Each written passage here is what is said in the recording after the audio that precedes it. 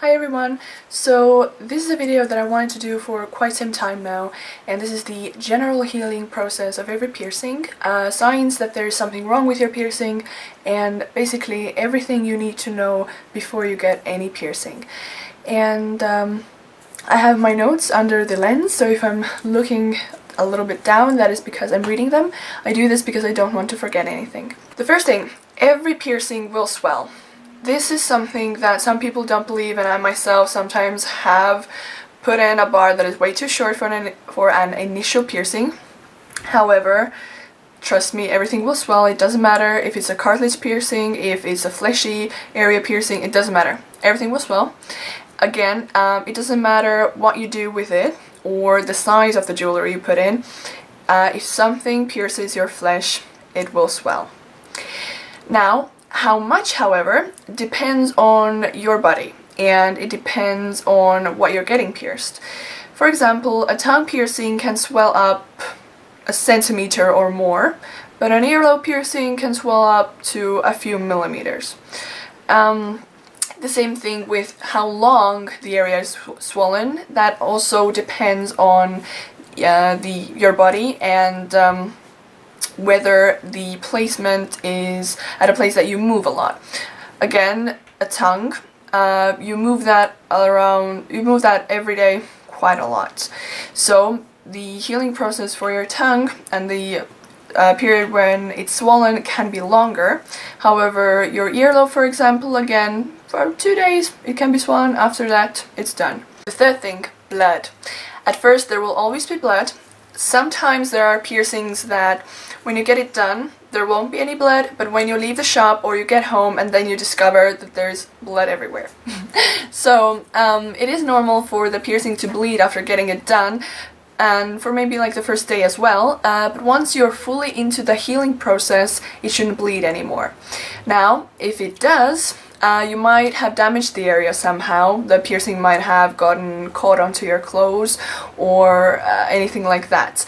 So your body will start to heal the hole again, and it is very crucial that you treat it as a fresh wound. So do the chamomile solutions, keep your hands away, wear bandages if necessary, and just basically the healing process starts again. Depending on how severe the damage was, again, that it depends on how long the healing process will be. Like I've said in every one of my piercing videos, your piercing will start to secrete this white or clear liquid. Now, this is not pus, even though people confuse it with it. This liquid is essential for the healing process. Your body is cleaning the hole and the piercing itself. If the liquid dries, it might become uncomfortable and it will sort of form a white or yellow crust, which can be removed with warm water or chamomile solution.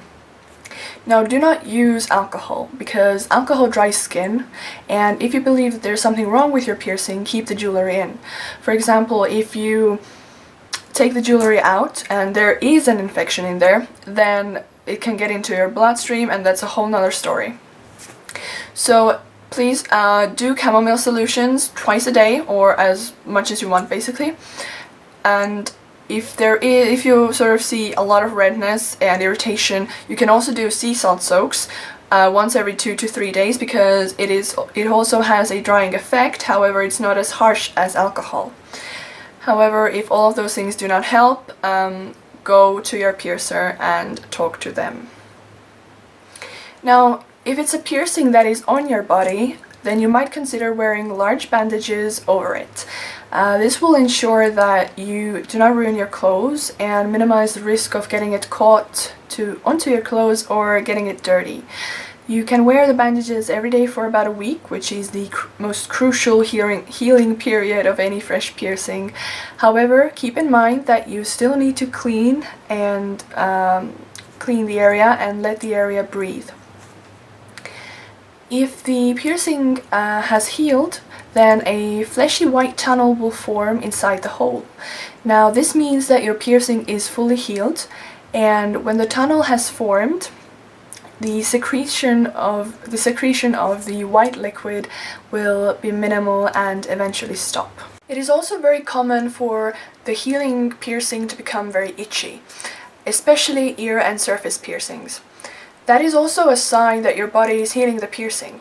For example, if you've ever fallen and scraped your knee, after some time you get a scab there, and the scab will start to itch and you want to scratch it. However, the truth is your wound will be healed after the scab falls off on its own, so you shouldn't really scratch it. The same with your piercings. Just leave it alone. The chamomile solution soaks will help you with the itching, but try to keep your hands away during that time, because if you scratch it, you might get really into it and you might damage the area. Now the last thing, and the most important thing, keep any unnecessary attention away from your piercing. Meaning, do not touch it if you do not need to. Do not let others touch it. Never go near the area with unclean hands. And I cannot stress this enough.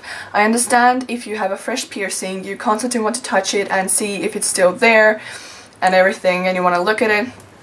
But if you start to touch it, there's a very good chance that there's a lot of bacteria on your hands. Just think about how much we use our hands on a daily basis, and now think if all of that bacteria gets into your fresh piercing.